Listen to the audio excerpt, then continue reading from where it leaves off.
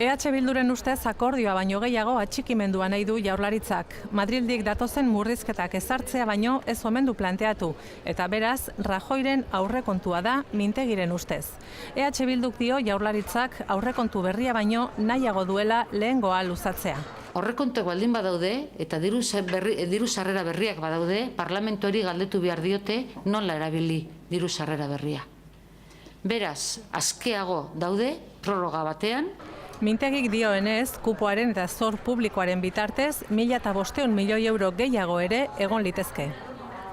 Alderdi sozialistak ere uste du Jaurlaritzak aurrekontua luzatu nahi duela, eta egun hauetako negoziazioa itxurakeria besterik ez dela.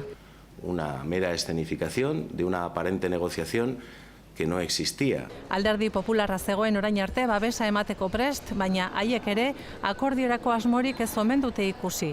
Iñaki Oiarzabal idazkari nagusiak esan du, atzo Urkulluren hitzaldia entzun ondoren, Peperen osoko zuzenketa gertuago dagoela. Nos acerca desde luego más cada día a esa enmienda de totalidad que en este momento estamos estudiando. Euskadik estatus berria lortzeko bozketa da, horren arrazoia.